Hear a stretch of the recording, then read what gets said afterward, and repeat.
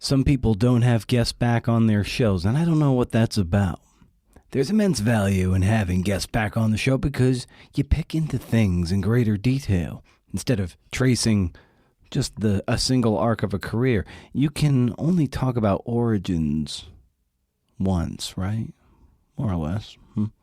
And so it is with Earl Swift, who is back on the show after a 3-year absence. Come on. How the hell did that happen? Who are you? Who am I?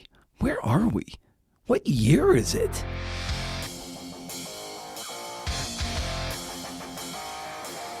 One thing's for certain, this is the Creative Nonfiction Podcast, the show where I speak to badass people about the art and craft of telling true stories. I'm Brendan O'Mara. Hello. At CNF Pod or at Brendan O'Mara on Twitter and Instagram. Earl is back to talk about his new book, Across the Airless Wilds, The Lunar Rover and the Triumph of the Final Moon Landings. It's published by Custom House, which is an imprint of HarperCollins, such is my understanding. This conversation hinges mightily on this book, and this book alone. One of those great benefits to having repeat guests on the show when they have something new to talk about is that you can just talk about that thing instead of, I don't know, just going over ancillary things. So we dig into the regolith man, which I mistakenly call the regolith, which is the surface of the moon, such is my understanding.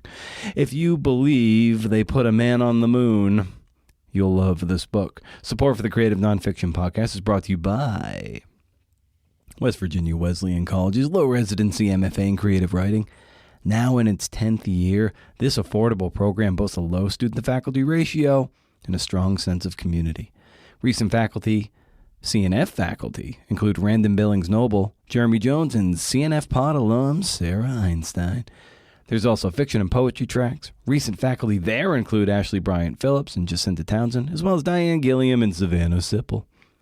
No matter your discipline, if you're looking to up your craft or learn a new one, consider West Virginia Wesleyan right in the heart of Appalachia. Visit mfa.wvwc.edu for more information and dates of enrollment. What I just realized about reading that website is that it is literally just letters. I'm just realizing that now. Oh boy.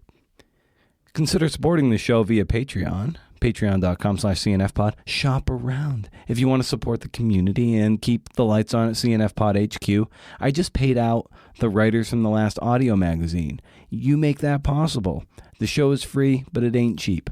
Go shop around. There's transcripts, of which I'm horribly behind on. I'm sorry. I'm working on it. You can ask questions of guests and so forth. I put out things. Sometimes I put exclusive things into the Patreon community. Audio magazine, transcripts, coaching. You name it. Head over there. Patreon.com/CNFpod. A little more about Earl. He is the author of Chesapeake Requiem, Autobiography, and several others. And here's a little ditty from his website. He began writing for a living in his teens. In the years since, the Virginia-based journalist has penned 7 books and hundreds of major features for newspapers and magazines, and has earned a reputation for fast-moving narrative and scrupulous reporting. He has been nominated for the National Book Award, the National Magazine Award, and 7 times for that little-known prize, the Pulitzer Prize. And you know what? He lives a mile from the Appalachian Trail and hikes 5 miles a day on it. Awesome stuff. He's at earlswift.com, at earlswift1 on Twitter, and he's back on the show right now.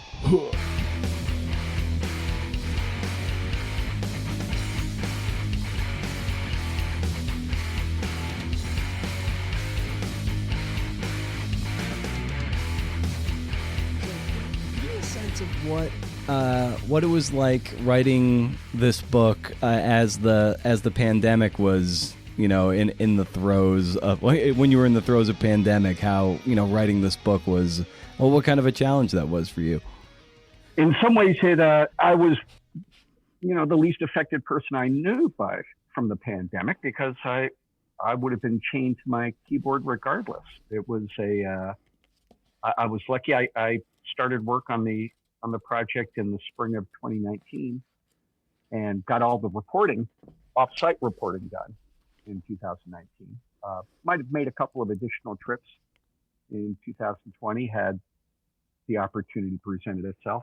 But then from, really December of 19 on, I had a tremendous amount of organization and writing to do that kept me busy until, my first draft was due on June 1st of last year. And then I took it through 5 additional drafts over the summer and early fall. And so I really, I worked all the way through it. And then there's an awful lot of post-production that comes along that you think would not take all that long, but takes almost as long as writing the book does. Right. And, by the time I finally, I guess the heavy lifting, the real work, the necessary work on the book was finished in February. I was allowed to make changes up until early April, and then the book came out July 6th. So it was right up to the day before the book went to the printer. I was still in the manuscript. Now, you said that there was the drafting process was, upwards of 5 different drafts. So over the course of the synthesis of this book, how did the book change during those drafts? What were you cranking on through those revisions? Well, 6 drafts total. I think that the second, the book in its first draft form was probably not as well focused. It was probably a bit long in the middle and slowed down more than I liked. So the second through 4th draft, say, those really consisted of doing more reporting, filling out pieces of the book that I thought needed more attention, and cutting. I cut a lot, just trying to increase the forward propulsion of the reading experience. Another thing that happened along the way, initially the book had 16 chapters, and a good friend of mine who is my first reader, her name is Laura Lefay. Anyone who needs an editor, I can recommend her. She lives in Richmond. I can put them in touch with her. She both had the same reaction, which was that somehow the book just felt disjointed. There was the chapters were 5,000 words long on average, and they just covered an awful lot of ground. Each one was a pot full of disparate elements. And Laura actually came to me one day or phoned me up and said, I think I've figured out what the problem is. And I've just divided the story into a lot more chapters. Haven't changed a word, but I've just split it up. And I said, how many chapters did you divide it into? And she said 48. And I thought, well, I remember I laughed out loud. I said, there's no way I'm going to write a book with 48 chapters. But then when I went back through and saw what she'd done, I realized, yeah, she was really onto something. And I took it further, and the book is finished, has 66 chapters, some of them very short, some of them pretty meaty. But it definitely took care of that problem, which was one of the big issues in writing this book. There are a lot of moving parts to the story, and just presenting them in a way that doesn't leave the reader drowning is a challenge. It's a technical story. It's a human story. It's a story, I will say, I took great pains to tell without using any jargon whatsoever. I used none of the typical NASA acronyms except to make fun of them. So it's, it was a real challenge because the book, the story the book tells is a story that we all know, at least in part. We think we do anyway. People don't remember the last 3 moon landings well, but they have some vague recollection of them. I think most of us at a certain age. They've dimmed considerably in the shadow cast by Apollo 11. But I think that most people have some grasp that they were different, and that they were different for one typically American piece of gear that the astronauts carried with them on those last 3 missions, and that is they carried a car. What I think is not remembered so well is just what a transformative difference that seemingly gimmicky piece of gear had on everything about those missions, and just the quantum leap in capability that they represented, largely because of that addition. So, once I got into the story thinking I knew it pretty well, and found the deeper I got into it that I didn't know it well at all. And especially what I didn't know was that these last 3 Apollo missions were so different from everything that came before that you could argue, and I do in the book, that every piece of the American space program up to that point, going all the way back to Alan Shepard's first flight in a Mercury capsule in 1961, all of that was preparation for these last 3 Apollo missions. All of it was developmental, aiming at what these, finally kind of getting good at it, which we did in these last 3. Yeah, it's so illustrative of what you were able to do, that every mission was building on the previous one. So even the first, it's like as soon as they land the first rover on the moon, they're already like reiterating iterating again to like, all right, what can we do to, tweak this, that, and the other? Because I mean, you can only do so much testing in Arizona in some volcanic field or wherever you are. There's no replication for getting 200 some odd thousand miles away on the moon. So it's almost like every tire rotation is just another data point. They're like, okay, this is how we can turn the ratchet a little more and make this even better. Oh yeah, and they did that. I mean, NASA was pretty famous for that sort of thing. And the rover, you brought up something that really is kind of strange about that particular piece of technology, which is it's really the one piece of Apollo hardware that could not be tested on Earth, because this is a machine that is built for 1/6 gravity. It was so gossamer light in construction that if an astronaut had stepped onto its floorboard on Earth, he would have broken the thing in half. You had to wait until you got to the moon to really suss out how it would work. And the astronauts were able to do some driver's ed in the volcanic crater fields outside Flagstaff that you mentioned.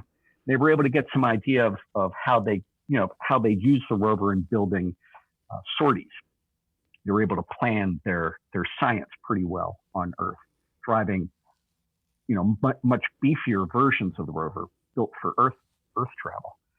But the actual machine was untested until Dave Scott and Jim Irwin in Apollo 15 lowered it from the side of the lunar module and climbed aboard. And so that's pretty phenomenal. You could argue that first sortie on Apollo 15, that first it wasn't so short, first drive, 2-hour and 16-minute drive that Scott and Irwin took, was kind of the end of the development phase of Apollo. That was the last point at which they were testing gear, testing procedures, in preparation for the next mission. Because with the very next drive, now they know the rover works. Now they know it works even better than advertised. And you see in real time mission control changing the shape of their travels and their explorations to take advantage of this new piece of equipment. It's remarkable.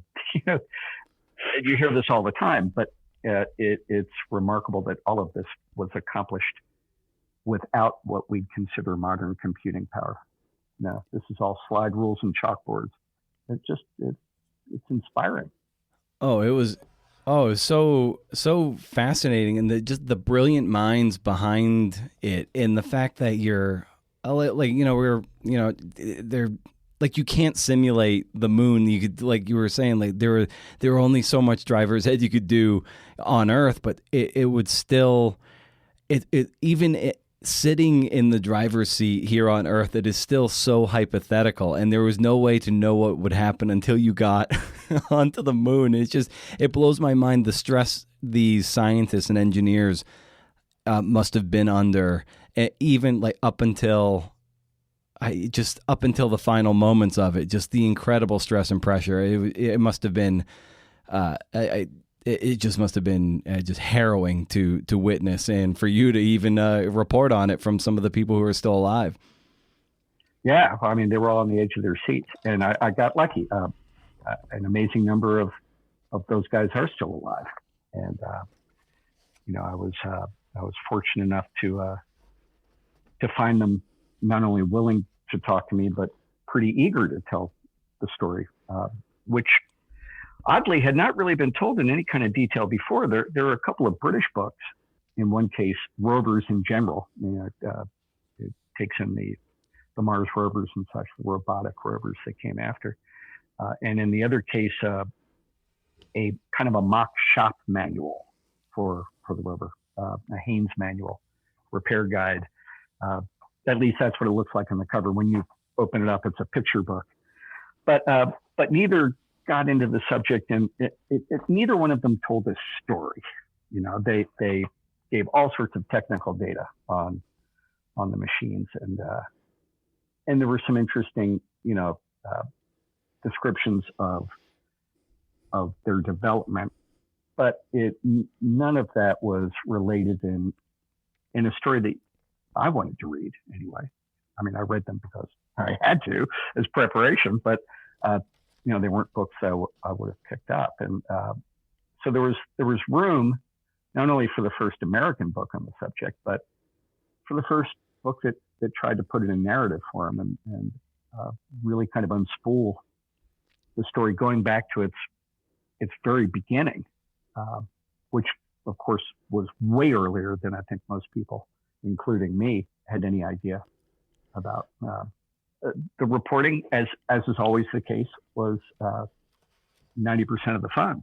I spent not only time talking to folks in person, but then after going through the records of the Marshall Space Flight Center at the National Archives in Atlanta, and some of the personal papers of the engineers involved at the University of Alabama, Huntsville, I had a lot of follow-up questions for those engineers, and so spoke with many of them on the phone many times. Found that they had really sharp recollection of meetings and mishaps 50, 55 years ago, and that they were as excited when I talked to them about the project, I think, as they were, well, maybe not quite as much, but close to as excited as they were when it was actually happening. This was something that they spent years on. And for many of them, it was the zenith of their careers. And, they wanted to get the story out there. What became the challenge for you to make this a narrative that is reader friendly, given that so many of the sources that you're talking to, are engineers and scientists who sometimes don't necessarily have a flair for this, a flair for narrative, but very technical, but not narrative. So what was that challenge for you to, make this readable and not just like, jargon laden, like you were saying earlier? Well, one thing about engineers, I will say, they have a terrible reputation. It's pretty dismal.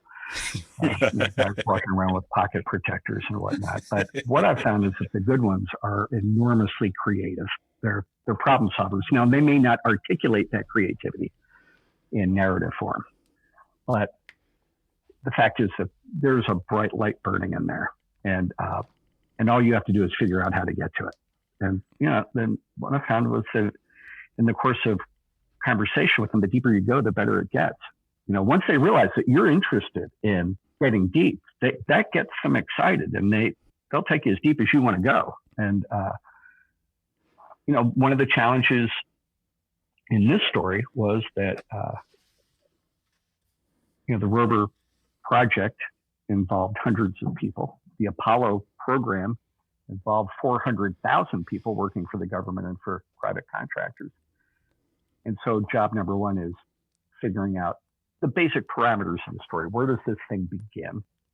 And, what is the arc that it follows? And then who are the players that you concentrate on? Who are who's your cast going to be to get you over that, across that arc? And I was lucky that, I had a lot of people to choose from. and was able to find 4 or 5 main players who really carried the story from beginning to end, and take you from the earliest abstract kind of thinking about moving around on the moon to the actual leaving tire tracks there. So really, you wind up when you get back from the archives with just a mountain of paper. In my case, scanned documents, a mountain of files. You just got to figure out what you have first, and that's fun in a wonky kind of way. It's the real work of the project. I think the real heavy lifting comes with just figuring out, okay, what do I have? What does it say? How does it feed in to a larger story? What is the shape of that story? Is it a story? Is that the story I want to tell? There are a lot of aids or shortcuts that have been developed in the past few years, programs that help writers organize their material, Scrivener and programs such as that. And I have friends who have benefited greatly from using them. I'm not one of those guys. I find that it helps me to read a document in the archives, to read it while I'm scanning it, to read it back home when I'm going through my scans, to read it again when I'm trying to figure out how to file it, and to read it again when I dump it into my computer. I find that I wind up with a much better grasp of what it is that I have that way. And it's way slower, no question about that. It's molasses slow, but it works for me. Talk a little bit about Frank Pavlik's. He was one of the more fascinating characters in this book, and I think he had passed away before you had started this project, so I don't think you had a chance to speak with him, but he did leave behind some documentation of his life and career. But he was a wildly fascinating guy. Well, Frank Pavlik's was alive and well, and I visited with him for 2 days at his home in Santa Barbara, and then spoke with him on the phone. And then he did run into some health issues later. And so late in the project, I dealt with his son, Peter, as a go-between. And Peter was enormously helpful and was able to put me in touch with documents and photos that I needed to get a hold of. But Frank was a genius. He's a tremendously gracious guy who wears the fact that he has lived a big and adventurous and at times terrifying life very lightly. Now another figure, Frank's boss, who had passed away before I started the project, was M.G. Becker, Greg Becker. Okay. Yeah, maybe I was mixing those two up. Yeah, but who was alive or dead? Becker's a guy who ought to be a household name, at least among a significant portion of the population, because if you've ever gone mudding in a Jeep or raced motocross or gone mountain biking or driven a bulldozer or ridden in a tank, you owe some of the experience to Greg Becker, who invented the engineering discipline of terramechanics, the study of the interaction between vehicles and the terrain over which they travel. His expertise, he spent most of his career applying that expertise to military use, to military vehicles and tanks and whatnot. And then late in his career, got interested in space and really wasn't drafted into it, just kind of acquired the interest on his own. Frank Pavlik's worked for him as his protege, more or less. And so he recruited Frank into helping him. And together they did some of the earliest studies of moon mobility, trying to figure out what the surface of the moon would be like and what kind of vehicle, what kind of wheel, what kind of motive force would be best suited to getting you from point A to point B across that surface. And they did a lot of that early work at General Motors, which I think most people don't realize was involved in Apollo, but it was involved pretty heavily. And General Motors was the de facto designer of the Lunar Rover that went to the moon. Yeah, and another fascinating character that you kind of start the book out with is the Werner von Braun, who had a interesting past in Germany and somewhat nebulous circumstances, but he was again a brilliant mind who came over and was one of several immigrants that were so integral to these early space flights. Yeah, von Braun has a very problematic past. He was a Nazi. He was an SS officer. He was complicit in the deaths of thousands of concentration camp prisoners. A war criminal who got lucky and was viewed by the government of the United States as more valuable alive than put on trial and executed. And so he was brought to the United States after the war with more than 100 of his German engineers, with whom he had designed the world's first ballistic missile, the V2, which had rained terror on London and Antwerp, Belgium, late in the war, from September of 44 to March of 45. And, that V2, that very early, somewhat primitive liquid-fueled rocket, in wildly modified form, became the Saturn V. I mean, the technology did not change much. It was refined, but so von Braun, he's of course the father of American rockets, at least, practical rockets.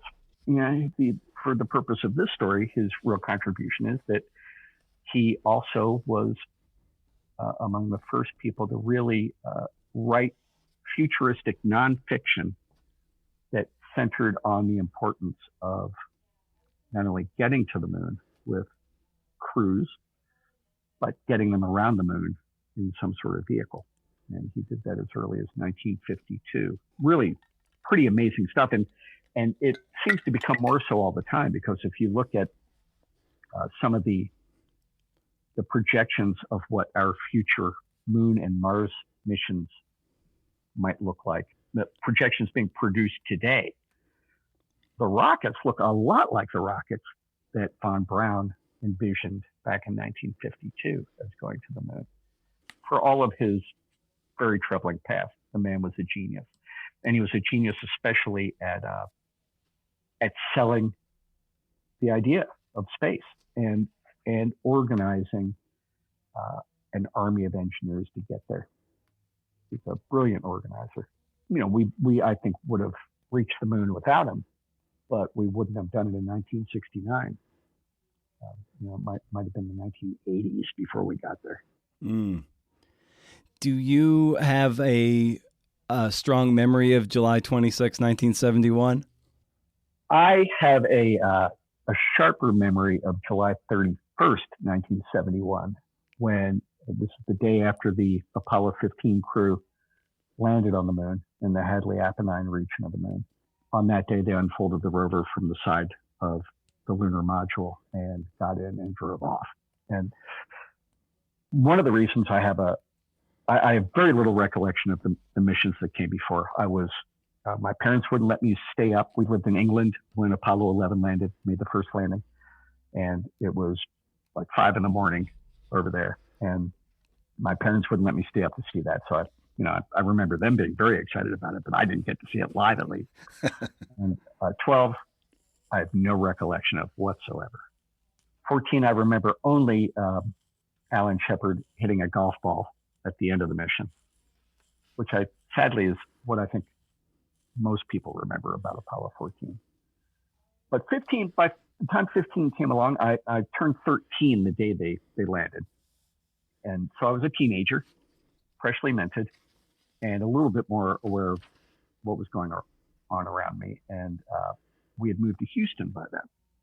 And so the space program was wall to wall. It was unavoidable. Yeah. And but mostly I remember that they had the rover, and the rover did something that, beyond just taking the astronauts, increasing their range and increasing the time that they could stay outside. They had a TV camera that they brought with them, and that was the first time that had happened in Apollo. And the first 3 missions, and the astronauts were on foot, the camera was stationary. It was on a tripod. It was on a tripod next to the lunar module. So, you might recall that, there were images of these kind of blobs bouncing around on the lunar surface. The resolution was terrible. And they weren't doing anything particularly interesting, at least from what you could see, on the camera. They were there, and that was the amazing part, but it wasn't great TV. And if they wandered off camera, they wandered off camera. The camera didn't follow them. In the case of Apollo 14, they wandered off camera for a couple of hours, during the most exciting piece of that mission. And we at home didn't get to see any of it. But beginning with Apollo 15, the TV camera was on the nose of the rover, and it was controlled remotely from mission control in Houston. So the astronauts would drive, and they'd reach a spot where they were supposed to do some prospecting or conduct some science. And an engineer named Ed Fendel in Houston would take command of the camera and follow them as they conducted their work. Camera was a much better color, high resolution camera. And it was night and day. It was great TV. We got to follow the astronauts around as they crisscrossed the lunar surface. And so I remember that. And I remember the succeeding two missions for the same reason, which was something that attracted me to the story. These are the overlooked missions by an awful lot of the population. And yet the ones that we have the greatest documentation of, they're the ones we had the opportunity to witness firsthand to the greatest degree. But they came late in the program, and we were jaded by them. Yeah, what struck me about the missions too was the importance of things that are seemingly so simple, but they were so integral, which were seatbelts and fenders. Yeah, it's absolutely the things that you might take for granted. If they wouldn't have lasted 30 seconds without their seatbelts. So, one of the things that they had a good idea was probably going to happen, but they hadn't been able to experience it, for themselves on Earth, was that when you take a vehicle that weighs less than 80 pounds in the moon's 1/6 gravity, and you combine it with very, very rough terrain, you're going to have your wheels off the ground an awful lot of the time. You're going to be semi-airborne a good piece of the time. Jim Irwin likened riding around in the rover is a cross between a bucking bronco and a small boat in a heavy sea. You watch the one piece of footage that we have of the rover, with an astronaut in it just going full out. That was on Apollo 16 when Charlie Duke filmed with a 16 millimeter camera, his commander, John Young, tearing around, their landing site in the rover. You can see that the thing is bouncing all over the place, and often there are two or more wheels off the ground. And, so it was a handful to drive, but it changed everything because, naturally you would imagine that even at 1 horsepower, which was its total output, having wheels is going to give you legs. It's going to give you range to go a lot farther than you would.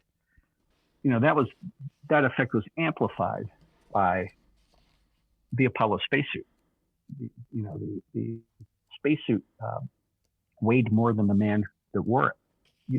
He couldn't see his feet from inside his helmet. It was a bit like pulling on a dozen raincoats. Imagine just pulling on one raincoat over the next, and then having that heavy, unyielding garment pumped full of air to the stiffness of an all-season radial. And so that just bending your arm took real muscle, closing your hand around a tool would exhaust your hands in minutes. And, so this thing was not easy to move around it.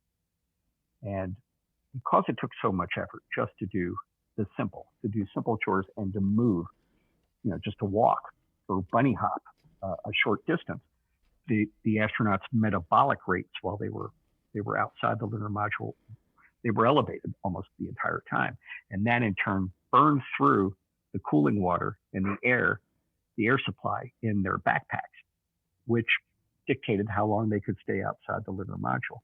So in addition to giving the astronauts range, the rover, because it gave them a cool down between every task, and because it removed their need to actually walk, any significant distance, the rover enabled their metabolic rates to stay way down and stretched those supplies of air and cooling water to the point where they were able to stay outside the lunar module far longer and get a lot more done.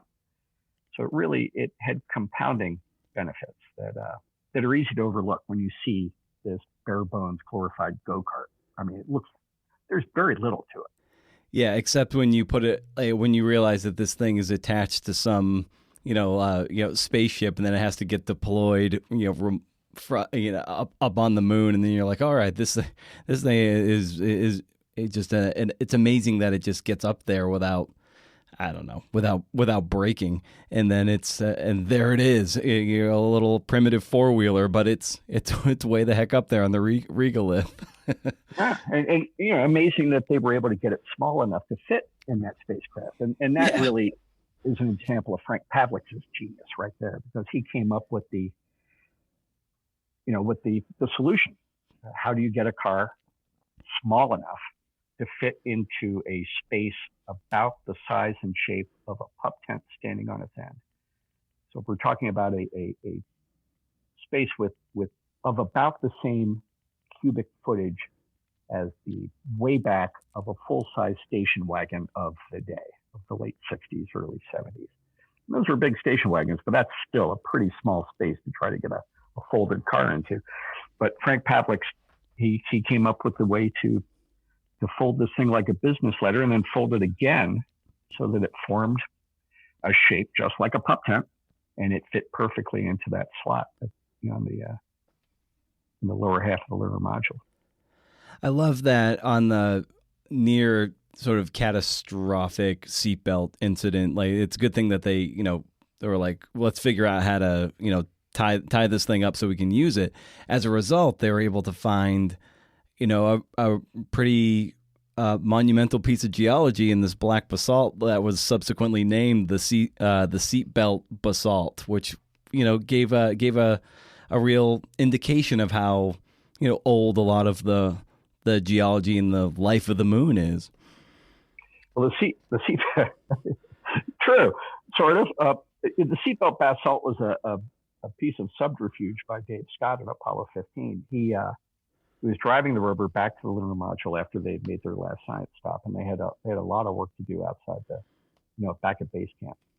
And he saw this black rock sitting out in the middle of the white lunar plain, and he decided, I want to get that rock.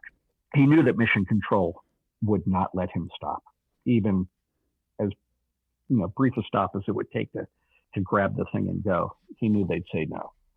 So he faked that he was having trouble with his seatbelt and bought himself about 30 seconds to jump off the rover, run over, grab the seatbelt basalt, bring it back, stow it. And the whole time Jim Irwin was, had launched into a monologue to cover him.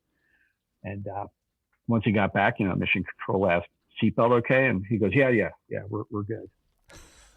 They continued on their way. But the seatbelts, the Apollo 15 crew had trouble with their seatbelts because they were not easy. Again, largely because the spacesuits they wore didn't enable you to really see what you were doing down by your lap. You couldn't see what you were fiddling with when you were trying to connect the belt.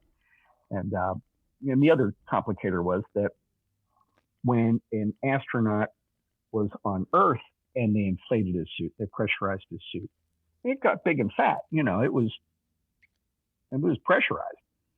But then you take that up to the moon, which is essentially without atmosphere, and it gets a lot bigger. The suit is actually bigger on you. It puffs up more.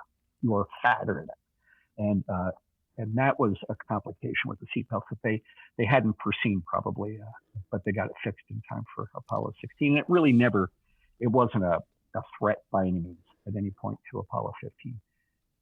You mentioned the fenders earlier.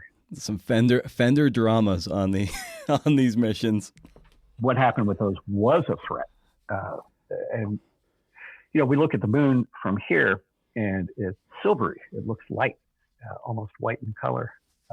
You get up there and scoop up a handful of regolith, and it's charcoal gray, almost black.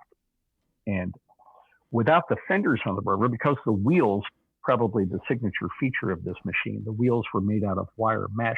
They tended to till the soil as well as grip it.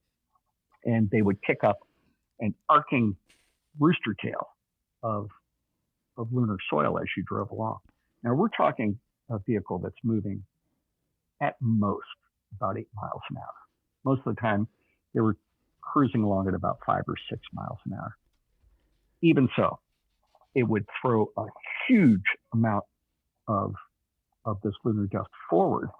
And if you don't have fenders, that dust immediately settles. It doesn't hang in the air like it would here. There is no air for it to hang in. So it immediately falls on the astronauts and onto the delicate electronics controlling the rover's drive systems. It falls on their batteries, all the stuff that can't afford to overheat. Because it's black, it absorbs heat, and it threatens to trump the temperature management system that the rover has built into it, which is an unsexy component of this machine, but it's one of the most important components there is. On 2 missions, on Apollo 16, towards the end of the mission, John Young accidentally hooked the leg of his spacesuit on a fender extension. The fenders had extensions that slid so that they could fold up. So the rover could fold up and these things wouldn't get in the way. He snapped it off, and so the right rear wheel was essentially without a fender. And those guys just got completely covered in soil. And so did the electronics, and they had to spend a lot of time stopping to brush off all of their gear and brush themselves off as well. And then in Apollo 17, Gene Cernan gets out of the lunar module, and less than an hour and a half, hour and 40 minutes after getting out, he does exactly the same thing that John Young did. He snaps that fender extension off on the same wheel. And he goes, "Oh, you won't believe it." He knew exactly how serious it was, because now this is before the mission has really even started. And Apollo 17 had a very ambitious menu of things that they were supposed to do, and it involved a lot of driving. As it happened, those guys drove more than 22 miles on the lunar surface, and they were in a crazy piece of just a crazy setting. They were on an undulating plain, and their long drive of the mission, which was more than 12 miles by itself, called on them to drive across this undulating plain, climb a fairly steeply sloping avalanche fan at the foot of a mountain. At the top of that avalanche fan, they'd come to a point where it met a 250-foot tall, give or take, raised geological fault, ridge-like, structure that crossed the valley. And they were going to drive through a notch in that fault and then down the other side. And they were supposed to do some sample collection at the base of the mountain on the other side of it. Now, at that point, they would be just shy of 5 miles from their lunar module and beyond sight of their one-way home, which is remarkable all by itself. But Cernan, as soon as he broke off the fender, realized there's no way you can make a drive like that with a fender machine. I mean, they'd have to stop every 10 minutes to brush off everything. They'd never get there. And they wouldn't have enough air and cooling water in their backpacks to get back again if they did. So it was an emergency. And luckily, he tried to tape the fender extension back on, and it held for a brief while, enough for them to make a very short drive out to collect some samples and come back. And it fell off on their way back, and it remains wherever it fell today. So they had to come up with a replacement fender for the second drive, the long one. And with the help of a team in Houston at Mission Control, led by John Young, the same guy who had broken the fender on Apollo 16, they came up with a fix, which was 4 U.S. Geological Survey topo maps, which were laminated, duct taped together, and then clipped to the remaining part of the fender with some kind of put anywhere lamp clips, and from inside the lunar module, and it looked awful, but it worked. I love how playful the astronauts could be, up there so far from home in objective danger up there, just given how far away you are. And it was, I'm just looking here. It was, Scott and Irwin, they're up there.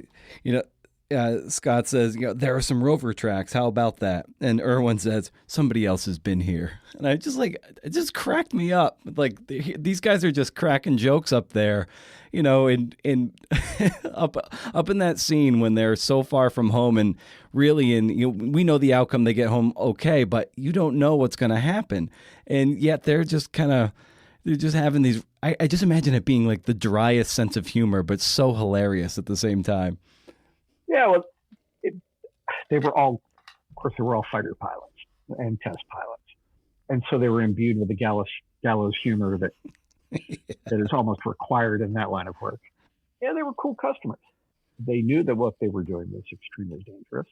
They also had great faith in, their equipment, and for good reason. They had overseen the development of the rover, for instance. They were on site as this thing was being designed and built, and offering suggestions throughout the process. But yeah, hearing Charlie Duke urge John Young to, open this thing up time and again, and it's just the banter between Young and Duke, especially, both Southerners, both, they've got strong Southern drawls, both of them, and they were both extremely playful guys, just in general. It's a real treat to listen to the recordings of their back and forth, because you really do get the sense that although they are these serious professionals and they have ice running through their veins, they were having fun. They were having a good time. Were they the ones who were sampling soil or looking under rocks, and they're like, in Texas, if you look under the rock, you get a rattlesnake. Here you get permanently shadowed soil. Charlie Duke, who lives in New Braunfels, Texas. So that was, and of course there's NASA, God love it, doesn't throw anything away. And so you have a wealth of really dry material that you can build pretty compelling scenes from, which is a godsend. And so in addition to the recordings, of everything that was said on the moon, there is an official NASA transcript. And then there's an amazing document called the Apollo Lunar Surface Journal. It was put together by volunteers, and it is a corrected transcript in which the astronauts involved have gone through, they've gone through the tapes. They've listened with the people who put together the journal, and they've corrected places in the official transcript where the transcribers misunderstood them. And this corrected transcript is annotated with kind of present day observations by the astronauts involved, trying to explain the backstory to various things that were going on in the transcript. And it's fantastic. You can get lost for days in the Apollo Lunar Surface Journal. So I'd recommend anyone interested in Apollo, that's where you start. You start with the ALSJ, and but then you've got every mission yielded dozens of reports on every little sliver of everything, and most of that is a good piece of it is available online. What isn't available online waits for you at the archive, and it just the challenge was never finding information. The challenge was just trying to get it into a pile that I could control. Oh yeah.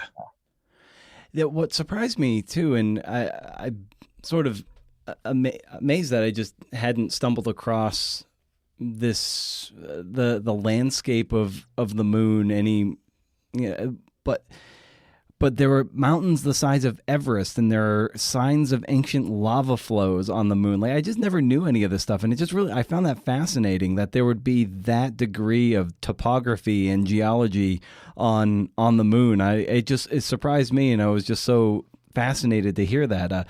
Was there any aspect of the moon itself that kind of blew you away, and you're like, oh my God, I didn't realize that, that kind of stuff was on the moon? Well, the mountains, the sheer size of the mountains, I just had no clue at all. But these, Everest is the tallest mountain on Earth. It's not the biggest mountain because it sits on a pretty high alpine plain. Its base is pretty high up to begin with. And you want to look at a really big mountain. You look at a Kilimanjaro or a Denali, and mountains we're talking about compared in just sheer massiveness to those. Apollo 15 landed in a place that really doesn't have an earthly equivalent. It's just off the scale. It was a plain ominously called the Marsh of Decay. Mm-hmm. And on three sides, it had these enormous mountains. And then on the third side, it had a canyon that was close to a mile wide and 1,000 feet deep. And they visited, their plan was they were going to go exploring, and indeed they did. They drove hundreds of feet up one of those mountains twice, and something that would never have been possible had they been on foot. They explored all along the edge of the canyon on a couple of different days. So yeah, the other thing that surprised me and is just how vast some of those craters on the moon are.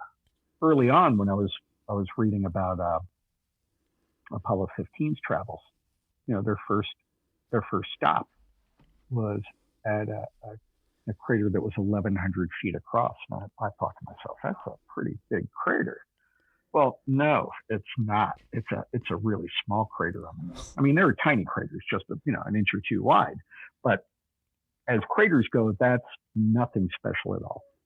I mean, some of the craters dwarf Meteor Crater in Arizona. A lot of them do. I mean, some of them are a couple hundred miles wide. I mean, we're talking enormous. And the ravages to which the moon has been subjected in, over its history by meteorite strikes, it's a bit unfathomable. I just can't even get my mind around the forces involved. A lot of those mountains were thrown up by some of those impacts. They're not thrown up by volcanism or what have you, or at least those mountains weren't, the Hadley Apennines or the Apennines. But they were heaved into existence by unfathomable impacts many miles away. And regarding the writing and the storytelling of the book too, I wanted to ask you about some of these things where you kind of interject almost as this, almost like as like a Greek chorus coming in. You're like, I will pause the action here to call attention to one detail, and I just thought that was just a cool choice of inserting yourself into the story to like hit pause on this to go talk about this. I was wondering if what was the decision making behind, that as a part of your storytelling? Well, the book opens with a scene rendered in first person. I tend to be a character in my books to a greater or lesser extent, somewhat lesser in this one, but those little asides serve a couple of purposes. They maintain the first person between bigger blocks of first person. And the single longest block is out on the cinder fields, the volcanic fields outside Flagstaff, when I'm walking around with the USGS scientist looking at the craters that were dug there, blown into existence in the mid-60s, so that the astronauts would have some place to train in a reasonably, realistic setting. There are then 20 chapters between the opening first-person scene and that. So the asides and the returns to first person that they mark help just remind the reader that, I'm not front and center here, but I'm around. But the other thing is there are times in the story where you just gotta grab the reader by the collar and say, hey, pay attention to this right here. But otherwise, you're going to overlook maybe. I find I like having a connection with a writer, and I tend to write the kind of book I like to read. So I think some people might find it unnecessary, but I find it builds the relationship and maintains the relationship in the case of those short little things. Yeah. And for some, and in the acknowledgments, you talk about your relationship and with your editor Peter Hubbard, and how he brought the story to you, I believe, and so I was wondering, maybe you could just talk about the relationship you have with him, and how that kind of writer-editor relationship, and how it's brought the best out in you as a writer and a reporter. Well, Peter is this was the third book that I did with Peter, and he is an incredibly smart guy. He's adventurous. I think he's probably 10, 15 years younger than I am. And he brings a youthful vigor to the office, or in the case of the past year, to his living room whenever we talk. And he's beholden, not married to any particular kind of story. I think that he's got an open mind. And so, the three stories that he's edited of mine have been about as different as three books can be. I mean, the first one was autobiography. The elevator pitch doesn't really describe the book, but I found a 57 Chevy station wagon, and I traced it back through all 13 people who had owned it to the day it rolled out of the showroom. And I built a story, a parable, basically, of post-war America and the American dream, using that one car and this otherwise unconnected fraternity of people who had sat behind its wheel. He was a great editor on that book. One of the things that he's the kind of editor who will rarely touch the copy himself. He will give you notes on, and most of them are verbal, on what he'd like to see more of, what he'd like to see less of. The view from 5,000 feet. He'll get very specific in places if something strikes him, as really standing out. But generally speaking, he's helping you shape. In the case of autobiography, we did very little. I've been working on that book on and off for 9 years, and it was in pretty solid shape. And the second book was Chesapeake Requiem, which is a story about sea level rise and a tiny island town in the middle of the Chesapeake Bay that very likely will be the first full-fledged American town that will be forced to abandon.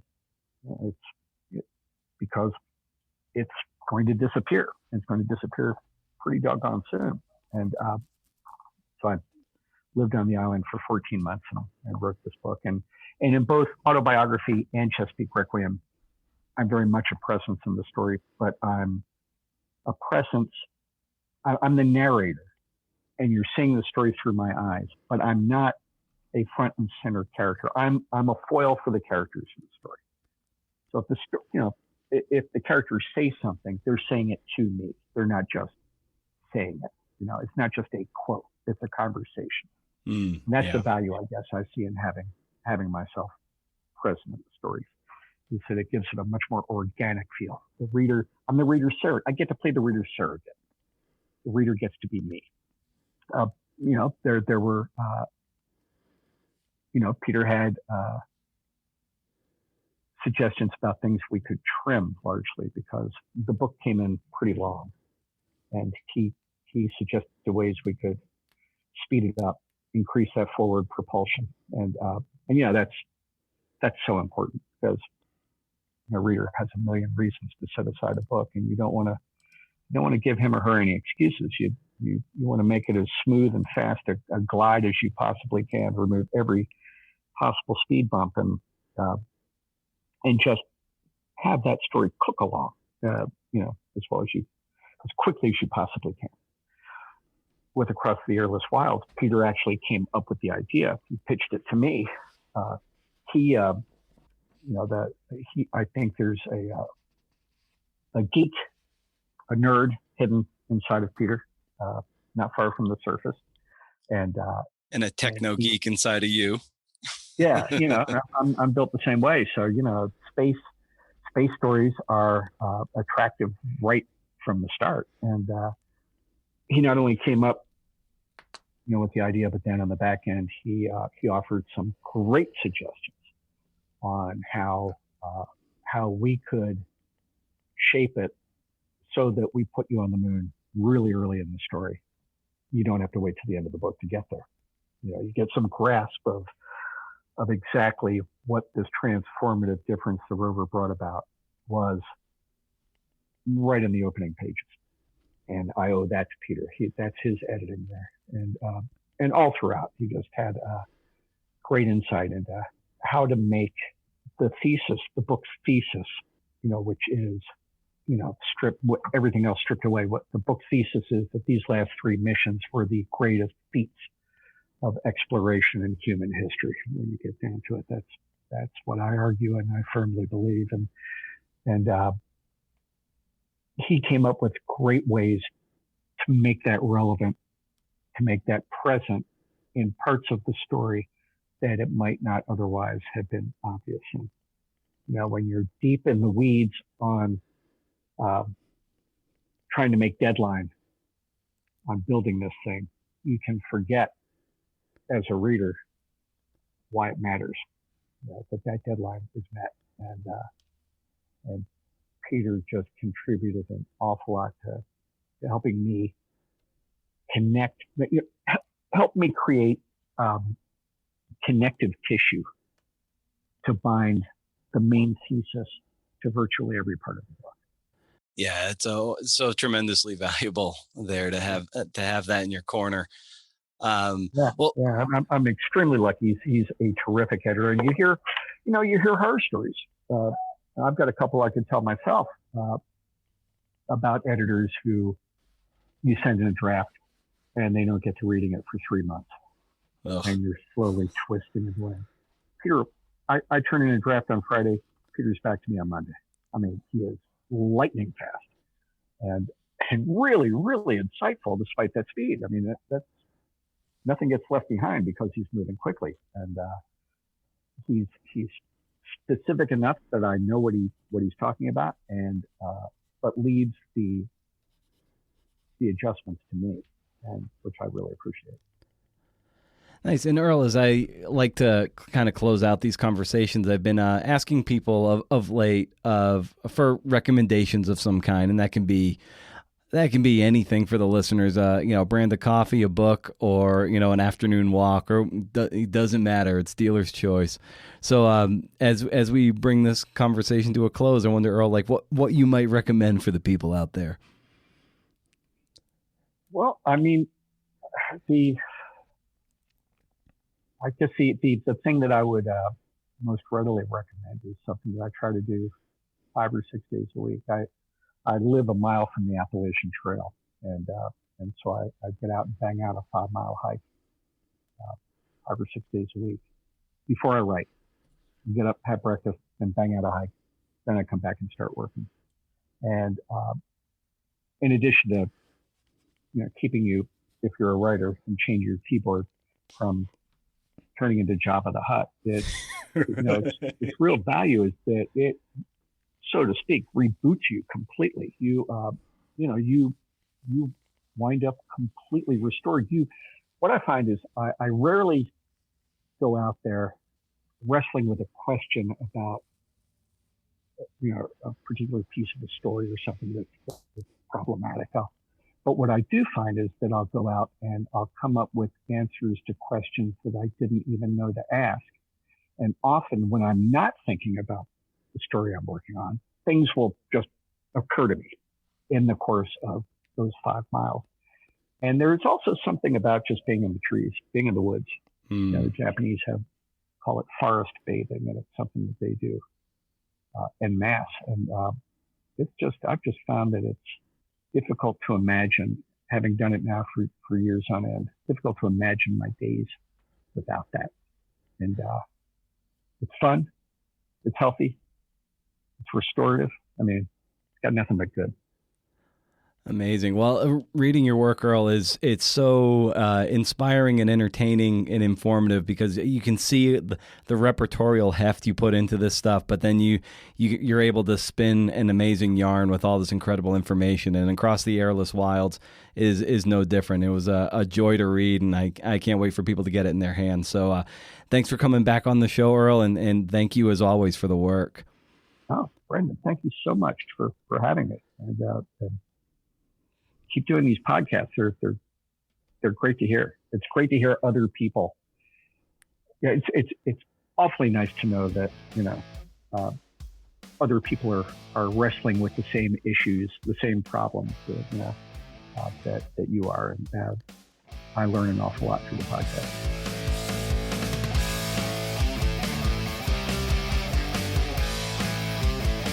I loved how he broke the book up into shorter chapters. That's definitely something I'm going to steal for the next book I'm working on. There's something satisfying about short chapters, like when the servers are walking around with appetizers and you're like, yes, I'll have one of those, and you keep snacking.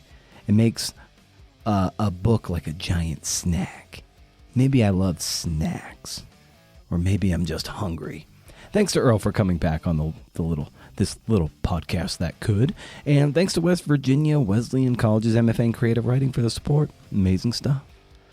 Hey, by the way, I forgot to mention in the intro, submission guidelines for the next audio magazine are at brendanamara.com. Hey. The theme is heroes. You've got 2 months. I pay writers. And how can I pay writers? Because of Patreon community. And a little scratch of my own, but mainly because of the Patreon community. I was able to pay writers $25 for their 2,000 words or fewer essays.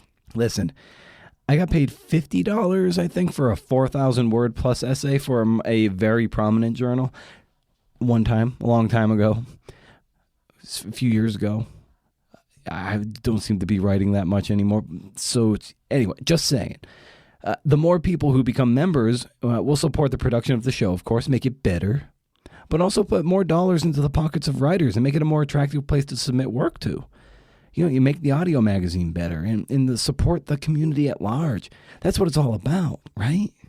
Patreon.com/CNFpod. Shop around, man. All right. I've been mildly lazy with my parting shots of late, but here we go. And this one's kind of long, so buckle up or hit stop or delete. Whatever. It's here. It's here if you want it, okay? Fine, I'll keep going. As I wrote at the top of this month's newsletter, did you get it? brendanamara.com. Hey. I actually did some writing. This might come as a surprise to you, but I don't get to write because I'm too busy doing this. Each episode of this podcast is about 20 hours of labor. And that includes the reading, the research, the editing, the booking, the interviewing, the promotion, you name it. That's a lot of time on top of day jobs and the day-to-day bullshit that we all deal with. But since I'm still waiting to hear back on the fate of the baseball/divorce memoir, I'm deeply sad that the only book I've published came out 10 fucking years ago, this summer. I went deep into the basement, pulled out this old book, and I peeled this inch-thick skin of dust off of it. I wrote this thing 15 years ago as part of my MFA. It was an immersive journalism project and the single greatest story I've been a part of. Now listen, it's nothing monumental happened. The trainer I followed didn't win the Kentucky Derby or anything. But the central figure was the most fascinating and cool dude I've ever been around. But I was writing the thing as I was reporting it, and anyone will tell you in this that that's not how you do it. I was only doing that because I had to write 50 pages per semester, so I had no choice.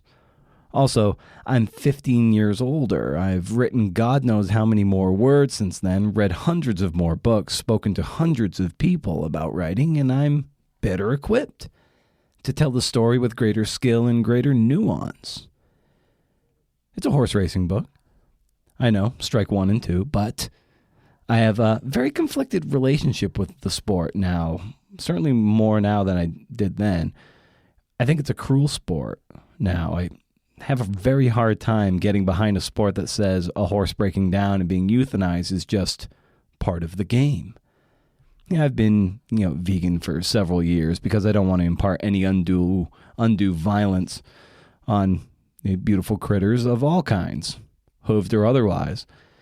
If I'm being honest, I think horse racing in America either needs to be banned or quickly adopt the rules of the rest of the world, rules that are far kinder to these animals.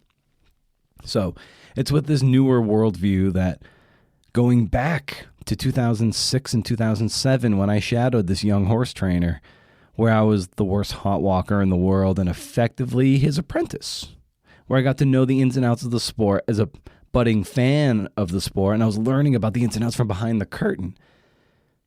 There's also so many parallels between riding and training horses that I find kind of cool. Well, or not even riding. Let's just say an artistic or creative career in training horses or freelancing in training horses. There's really a lot of parallels thematically. And yet it's also it's a sport that has led to my first and as of yet only published book. I've won honorable mention for the Eclipse Award for feature writing. It's kind of like a baby Pulitzer for turf riders. So it's like, a beauty pageant in the rural suburb, but you get it. It's something.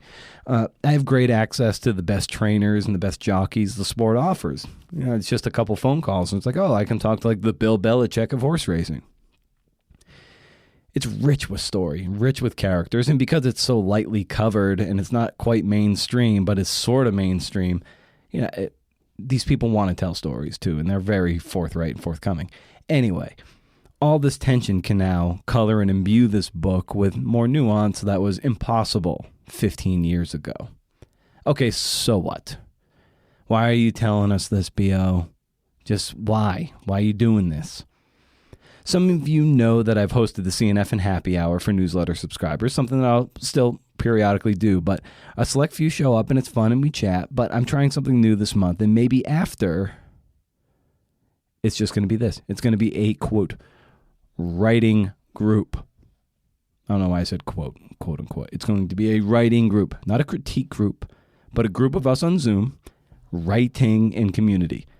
It'll be mainly quiet, but it'll be for whoever wants to show up for the 40-minute allotment, and we'll sprint on whatever we're working on. We'll have, let's say, a 2-minute warm-up with a prompt. Then we'll mute the mics and write for about 15 minutes. Take a breather, stretch, maybe say what we're working on in a few seconds, go around the room, then dive back in for another 15 minutes before saying goodbye. I'm doing something similar to this as part of the alumni network of Akimbo workshops, of which I've attended a few, where we do just this, but for an hour because they have fancy Zoom accounts. The first week I wrote about 1,500 words on the new/old book I'm just telling you about. This past week I wrote another 500 towards the new/old book I just told you about. And then I wrote a longhand letter to a friend. It doesn't matter. No pressure, no perfection. You just show up and write with other writers. Maybe 500 of that 2,000 words I wrote will be usable. Probably less. But it came out of this exercise of just sitting around a group of people. And the idea is just write. And I just typed like hell. The code for the invite is in the newsletter, so I hope you got it. I'll be there. I'll be the first one. I'll be there for the first one, September 8th, 5 p.m. Pacific Standard Time. Typing like mad, or retyping, depending on what it is in that massive box from that dusty old book that I have in the closet now. So, that is what you call a long parting shot. Hope to see you at the writing group. Hope you enjoyed this conversation. We'll do it again next week, won't we? Stay wild, CNFers, and remember, if you can do, interview. See ya.